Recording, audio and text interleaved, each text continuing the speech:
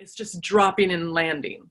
Like before I jump into anything and want to get up in my head, I just want to land. So my invitation to you as well is to let's first just land in our bodies and tune in to what we're noticing.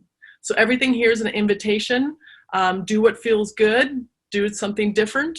Just whatever is feeling good to your body. So my invitation to you is first just find a comfortable seat. Make any wiggles or anything you need to feel landed and comfortable. Close your eyes if it feels right, or look close to the ground. And just notice your breath. You don't have to change it. Just notice it. Maybe feel your shoulders dropping. Feel where you're seated, your sits bones, your connection to the earth or the chair, or if your feet are on the ground. Still noticing your breath. And just feel grounded and supported. Another deep inhale. Maybe just open your jaw as you exhale.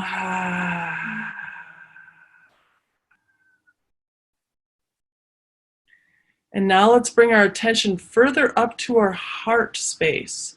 So maybe bring the shoulders back, lift the heart. Still noticing the breath. The more you breathe, the more you feel. Opening that heart space, creating more awareness. Maybe rolling the shoulders back and keep rolling them. Still breathing, always checking in, am I still breathing? And then bring one ear slowly to a shoulder. Slowly. And it can kind of be rolling a little bit forward or back. Just explore here. Find pleasure. Is there pleasure? What does it feel like? What are you noticing? And bring the hand up that's not towards where your ears to the shoulder. And let's bring touch in with your hand behind your ear and your scalp and your hairline. And really slowly, just exploring your skin there, the temperature, the curves, maybe some bony structures. And then maybe adding more pressure with your fingertips, feeling different layers of your skin and musculature. Or do you like lighter touch? Or maybe you want to do some squeezes. What does your body want? And breathing, still tuning back into the breath. And now just take the fingertips and lightly drip them down to your collarbone. And explore your collarbone really slowly.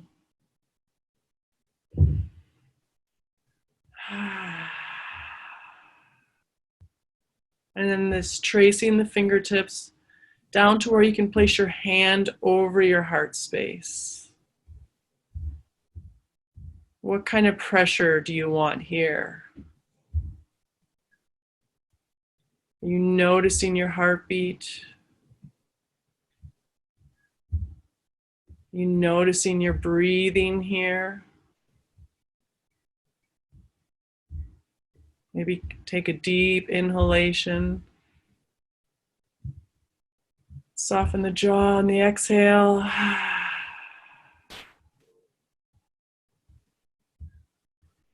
And then just rest your hands in your lap or wherever they feel comfortable. Notice your breath.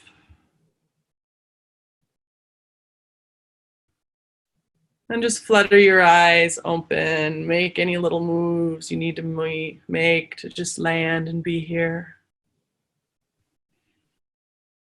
What does your body need in this moment? It could be a roll.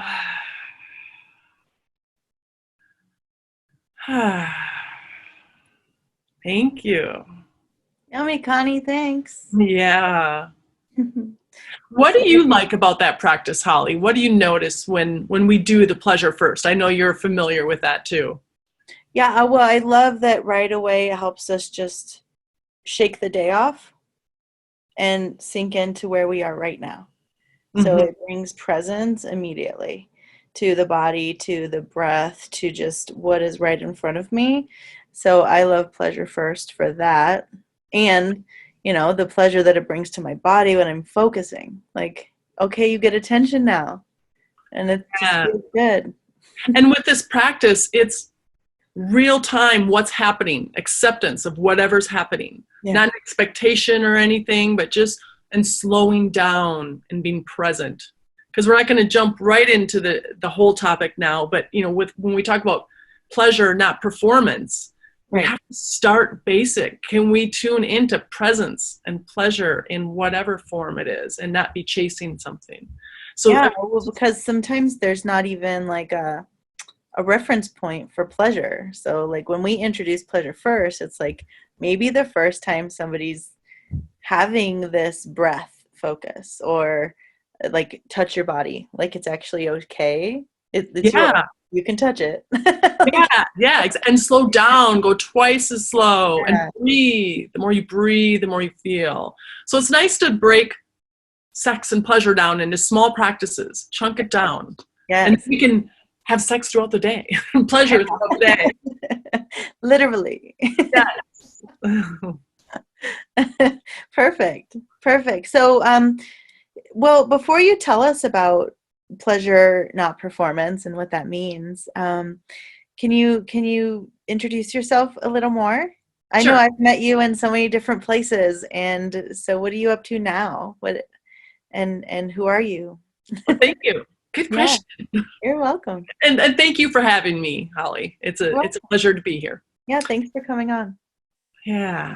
So, well, make it concise. I've been in the world, in the field of experiential education and personal growth and transformation for over 25 years. But it was in the realm of team building and leadership, but it was still about presence, about embodied learning and reflecting on that.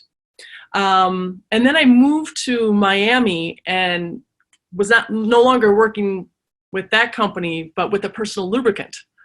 Marketing that. So that was kind of my entrance into sexuality because I was having conversations about sexuality. And it was really difficult for people. It's like, wow, how can we be talking about personal growth and transforming and evolving and we can't talk about pleasure? It's a missing piece for who we are. And so I moved back to LA and was invited to Jaya's birthday party book launch. She's a sexologist, creator of the blueprints, as you know. That's where I got introduced to her and began working with her after that point because she and her manager thought I was a good fit to work with them. Like I'd never even thought about working in sexuality. Yeah, so you've been with Jaya since the beginning, right? Of like the blueprints?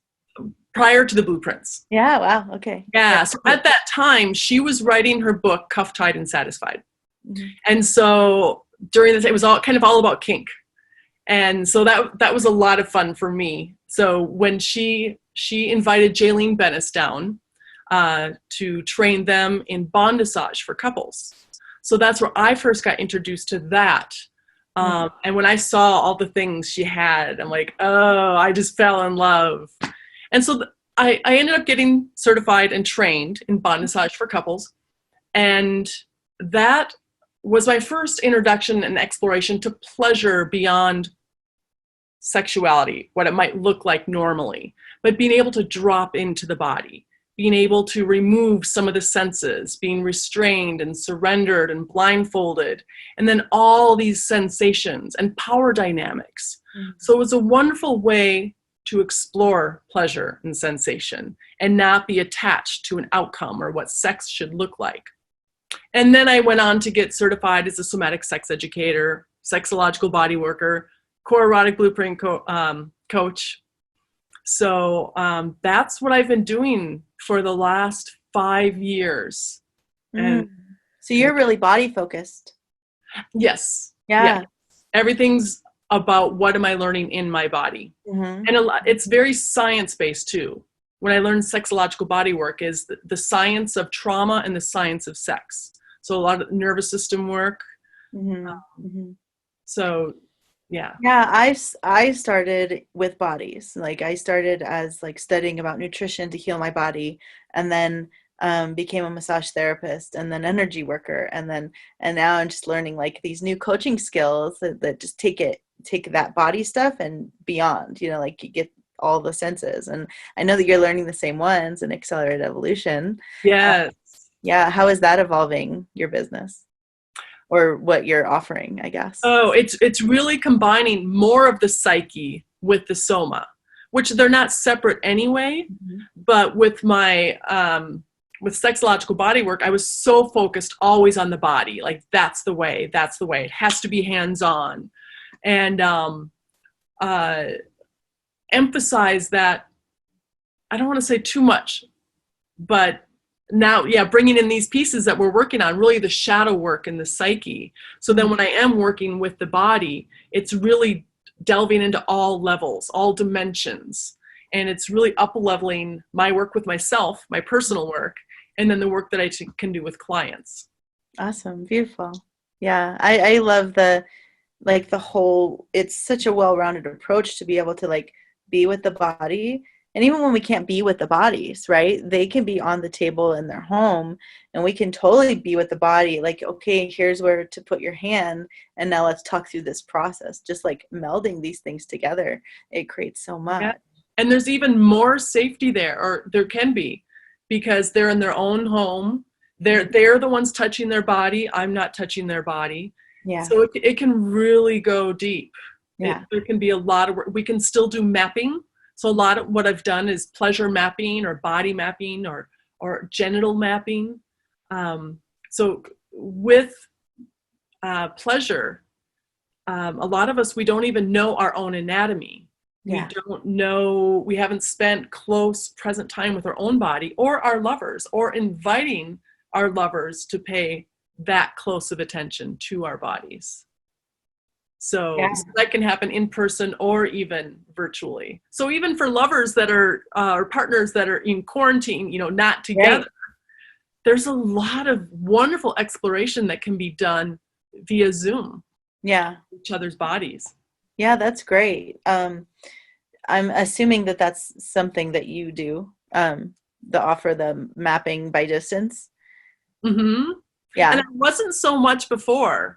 It's one of the beauties of this time of pause and COVID is like we're up-leveling how we're doing things. Yeah. I am. Yeah. I notice like when you're in with the body, it's like, I need to be with the body to be, and then like the shift to, wow, this can also be so potent, and I don't have to be with the body, although it's a choice, when it's allowed. Before COVID, I was taking space from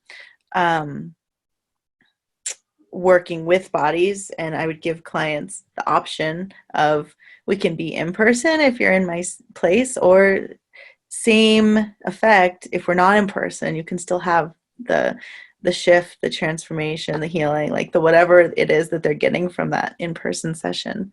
So it's really neat that it's versatile. Yeah. So do you want to say more about body mapping, or do you want to jump into like not body mapping, I guess, and pleasure mapping? What did you call it? Pleasure mapping, yeah.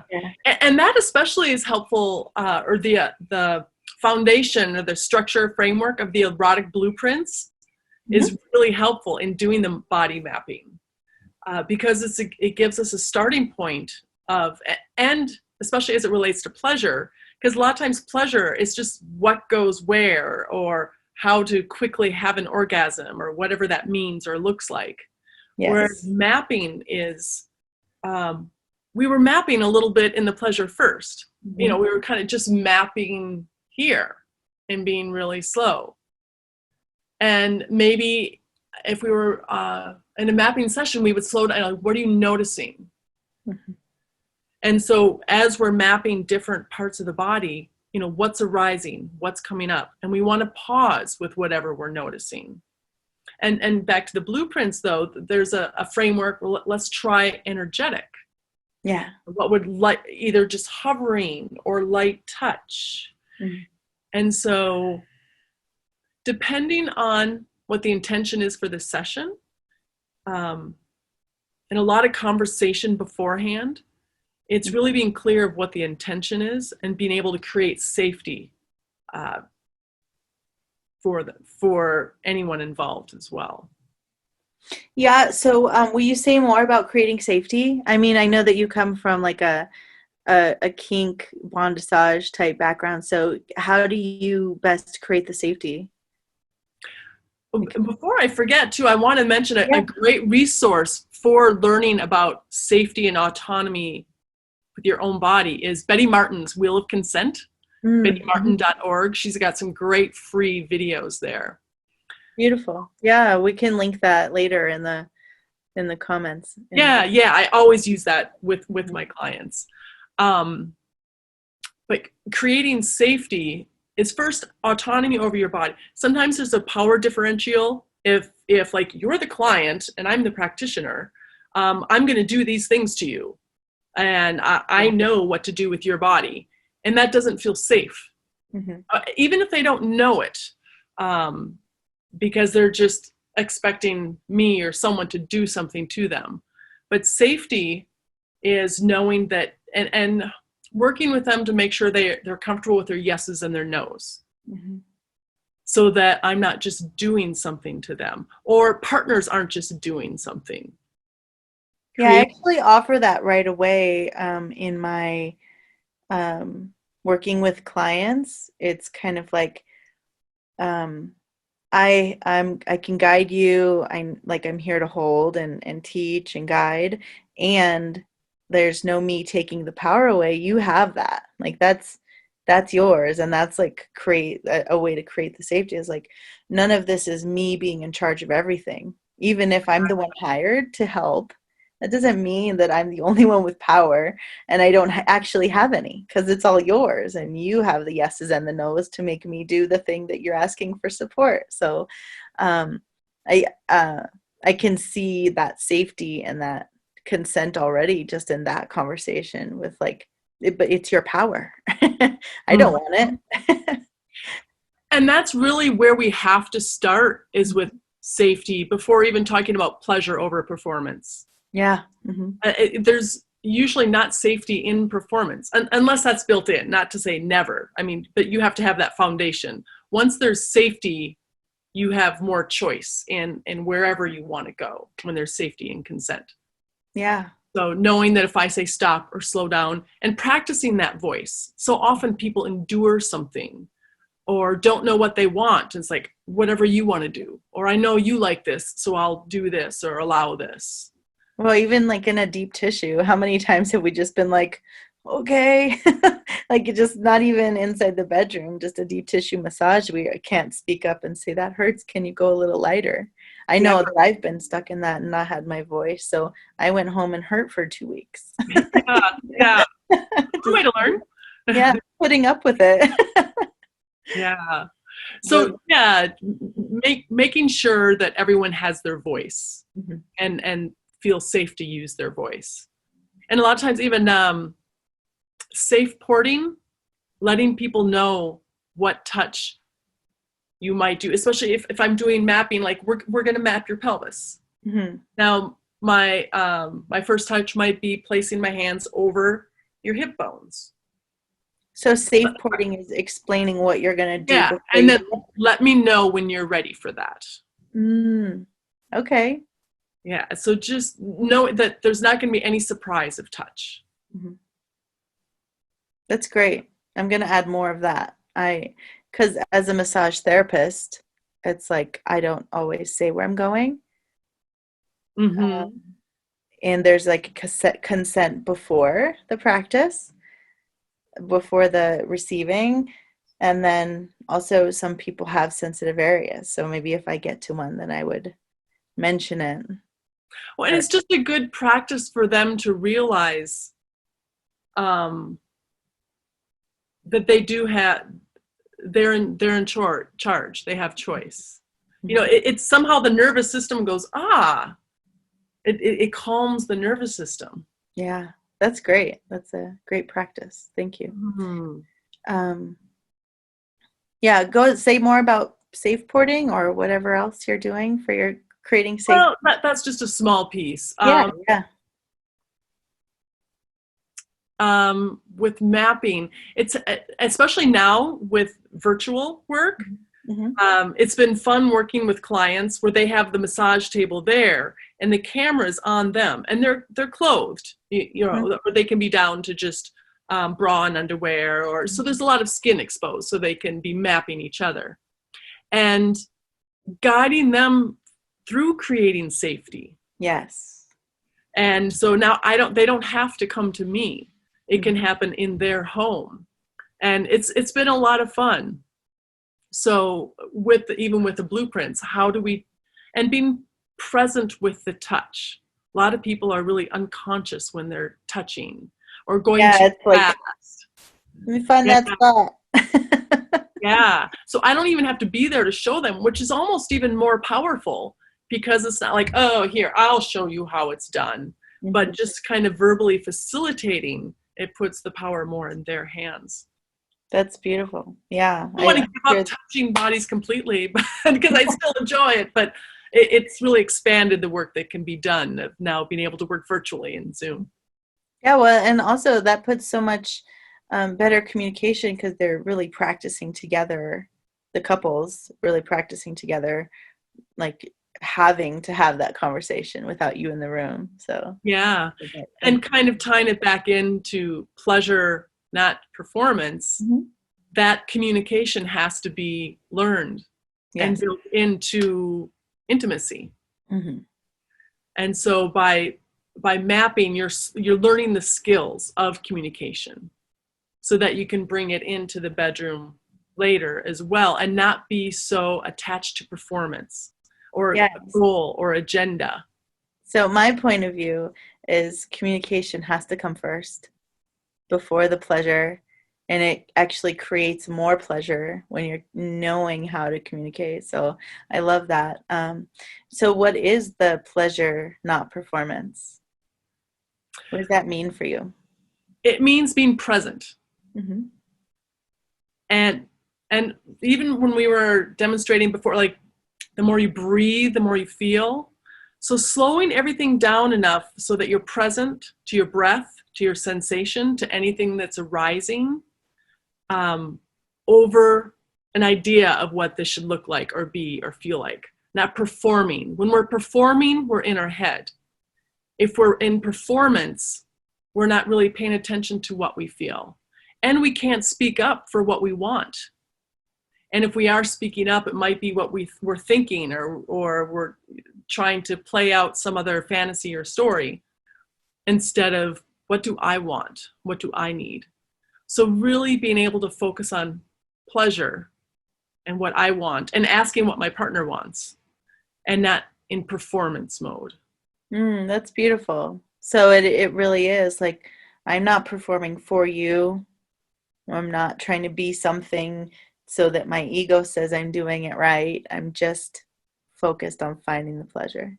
Yeah, and even for self, not just with partner, but with self. Yeah. As we can get into performance mode with ourselves. Mm-hmm. And there's nothing wrong with that either. But again, it's about having range, having choice, not falling into certain patterns unconsciously, but everything being very conscious. Well, I guess at some point a performance for yourself or for a partner might be fun. Yeah, exactly. There's never anything that's wrong. It's always just we're having choice. Am I in choice or am I in pattern? Right. Yeah, that's definitely. It's funny, when we first were going to do this talk, what was I going to try to think? Yeah, could our sexuality actually be a means for our human potential. Mm-hmm. Because that's where I really see the value of pleasure, is when we're looking at either our desire for or fear of pleasure and intimacy. That's where we can really take a look at shadows or the unconscious. And that's what we're needing to look at in humanity right now. Yes. And so if we can take a close look at pleasure and what comes up around that, then we're also expanding and evolving where we are in our humanity. Yes. Thank you. So ultimately, pleasure, not performance, I really have this greater vision and mission of our human potential. Right. Explore and expand your pleasure. Explore and expand your human potential. That is greater. Yeah. And not just explore and expand, but first do the healing around it too. Mm-hmm. Make conscious what's unconscious. Well, yeah, isn't it real? Like when we go into expansion, there's almost always something that comes up of like, oh, and it may not be like this huge triggering thing. It may just be like, oh, this is what's in the way why I haven't hit my goal. Oh, I had this goal. I didn't see a problem, but I had this goal that I wasn't able to reach yet. And so this is what it is. Now, if we just like ignore this, then we stop the expansion. But if we look at it and lean into it, whether it's an emotion or like a physical thing, then you can actually expand further and get to that target. So that's when exploring in pleasure and expanding yourself, there's that thing. And as it relates to sexuality, sometimes what we're looking at or how that appears could be painful sex. It could be ED. It could be, I hate to say premature, losing choice in ejaculation, or painful sex, or numb. So looking at that, what's below that? What can we look at there? So before expanding, some people want to jump to expansion without looking at, well, why is this expressing itself? What needs to be looked at? Yeah. And you wouldn't believe how many people just have like a numbness. Mm-hmm. And they can't feel it, so they just ignore it. And they don't know that there could be something really juicy and potent and beautiful there in that place where you're not feeling. So I love that you spoke to that, the physical things that could show up in sexuality that may just have something in its way of expanding. Yeah, and that's really where all my work is. So I was really fortunate, for the last 4 years, I'm on a directory for sexological bodywork. So when people call me, there's a challenge that they're experiencing. So we're looking at specific challenges. But what's kind of fun is everything else that opens up. It impacts all areas of their life, and they get to know themselves so much better. Yeah. Yeah, isn't it so connected? That's how I discovered and started really like moving forward in my path, is when I started to focus on pleasure and orgasm, and like I was single at the time, so it was all self-work. And then I was like, wow, when I focus on pleasure and I let myself have that, it expands my finances. I'm not struggling anymore in my relationship with this person, like maybe a family member that, focusing on sex, you wouldn't even think that it's related. So that is so huge. The things that people can receive and expand on and improve in their life. I don't know if it's whatever, we can say it how we want, but when they focus on the pleasure in the body and pleasure in the experience. Yeah. So thank you. Yeah. So you said for the past 4 years, how long have you been doing all of this? I don't remember what you said. You started working with Jaya. That was 2014. So it was 6 years ago. Wow. Yeah, I know. It's like, where are we in time? I know. Yeah. Yeah. And I've had the fortune of working with a lot of bodies. But my practice now is I'm going to be working on less bodies, because we're diving deeper. Yeah. I was doing a lot of people would come for 1 or 2 sessions, and then 3 months later come for another session, but not so much committed to like a journey. Like, we're in this. It's going to get hard. It's going to get deep. We're going to be doing work, and we're both committed to that journey. Yeah. So especially with the work now we're doing with accelerated evolution, a lot of the shadow work I'm doing. So I'm really excited about the work, and I'll be doing more like immersion retreats. So we'll be working a lot virtually, and then I live in San Diego. I can either come to them, but they're also welcome to come to San Diego and do a 2 to 4 day immersion retreat and really dive into some hands-on work. But then the most of it is over 3 months or 6 months. So I'm really excited about that work.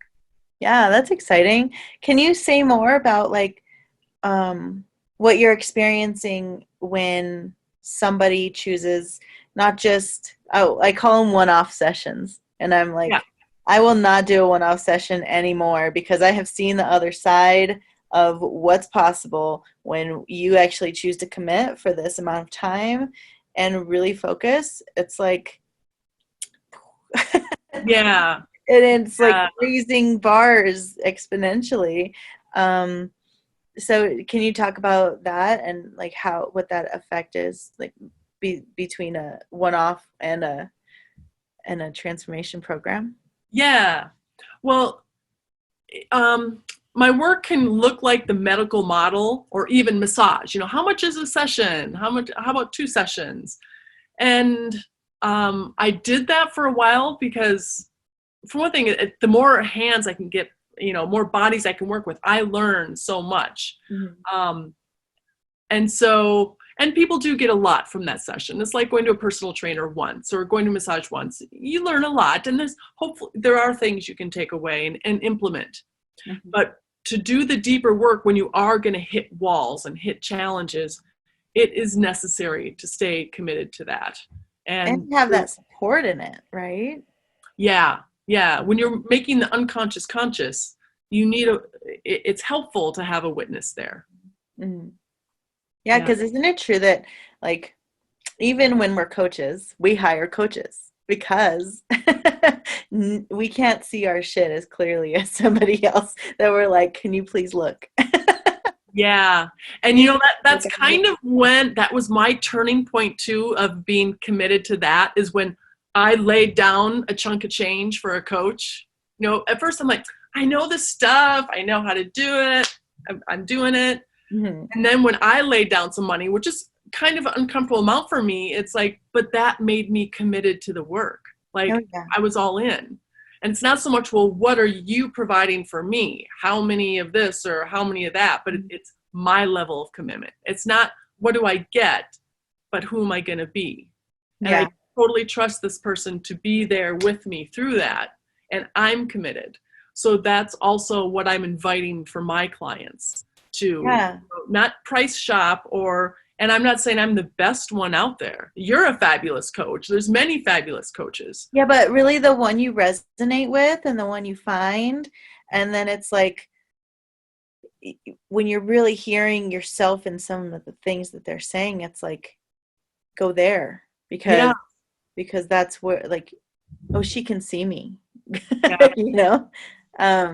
I think that's great. That choice to actually, the money choice of the commitment creates so much in your world of like, I'm committed now because I just made this commitment and I'm going to get my money's worth, or I'm like, I've got to do it, or I've wasted it, or whatever. That creates so much. And then it changes, it contributes so much to what you can receive in that. Yeah. And incorporating the discipline, because the work, it's all about, changing neural pathways, changing patterns, not getting stuck in patterns. You can't change a pattern in 1 or 2 sessions. Yeah. And it's going to get hard. You have to be committed to that. Yeah. It's like when somebody comes in for a massage and they're like, I've had this shoulder pain for about 10 years. I just want 1 session. Like, I didn't get that magic wand. I should have bought it. Yeah. And then your own practices in between, Mm-hmm. you Mm-hmm. know, Yeah. so yeah, so I'm really excited about the work. Mm-hmm. Yeah, yeah, I'm excited about how like you've just gracefully shifted and noticed how amazing it is to integrate and be able to have that space from your client, but still to have that depth and result. Mm-hmm. So yeah, and I would say like that's really important right now, and even in the future, you know, when we have somebody that who is physically unable to be there, they can still receive. Yeah. Hmm. And this time, I mean, just, you know, with COVID and everything happening and this pause, Hmm. like it's time for us to do our work, whatever Yes. that looks like, personally, in, you know, relationally, Hmm. and we each need to find our guides and mentors with that. Yeah. It's time for us to do the work. And Yeah. yeah. So if anybody's seeing this and they would they'd like to experience you as a guide, how do they find you? My website is embodipleasure.org. EMBODY pleasure.org. Nice. Great. Great. And that's the um is do you do group programs or are you a one-on-one person? One-on-one or with couples. Oh, okay. I really like just Hmm. um, dialing in on either an individual or couples. That's actually where I am. I love the depth that you can go when you're just like with a person. I don't like group work, but I'm an introvert and that makes sense. Oh, yeah. Makes sense for me. So that's And beautiful. also, yeah, and also, you know, with the bondage, really exploring kink for Mhm. couples who are new. That's a passion of mine too. If couples are kind of new to that, you know, how do I do that? How do I step in? And you know, with the power dynamics and playing with that, I have a whole bunch of tools and toys I can bring, and we can incorporate that too. So, and it's like you do too. It's all the blueprints. Yeah. You know, how do we explore and expand, and so that's been a lot of fun with the blueprints as well. So I get to incorporate the sexological bodywork and the Hmm. blueprints, and then accelerated evolution, and then of course always adding more and more. But Yeah. Yeah. So when I don't want to elaborate too much on bondage, but like is that a good intro into kink when people haven't explored it? Is that like a good in, in dip my your mind, toe in?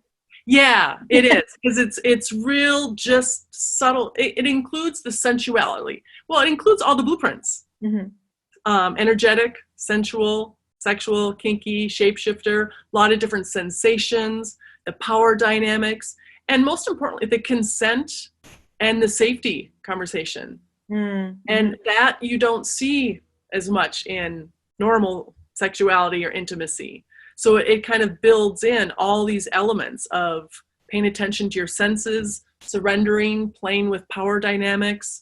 It's a good way to dip your toe in, and then maybe there's certain things that you really want to dive into. Like I wouldn't say I'm great flogger or a great rope person or a great, but I know safety and basic skills around all those. Hmm.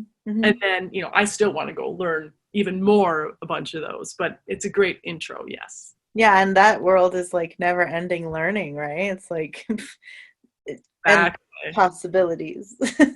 And how fun is that? Never Yeah. learning sensations and absolutely. Great. Well, thank you, Connie. Is there anything else that you want to share with us or um, any tools you want to have anybody walk away with today? Um, Hmm. like, okay, so if you could leave somebody with one thing today that they could take and move forward, what would you say? Just practice this when you're feeling. Breathing. Mm, Tune into your breath. Notice your breath. And just like the pleasure practice we did earlier, just what does my body want right now? And breathe. yes. Move into that. Find a movement and redefining pleasure. when you think of pleasure practice, it's like, oh, I have to go to my genitals, or oh, I've got to reach higher states of arousal. What if pleasure could just be this? Or so just breathe, take a moment, and just 1 minute.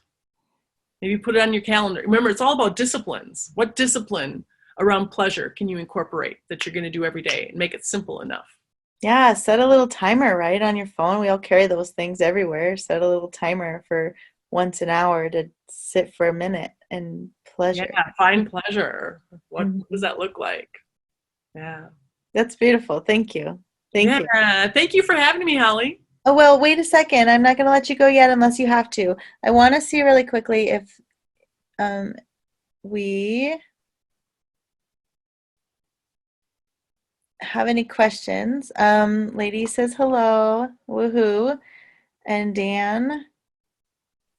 It says, Audrey, I don't know if, are you still watching? If you are, examples of what are you asking? I didn't look at it in time, so I don't know what examples you were looking for.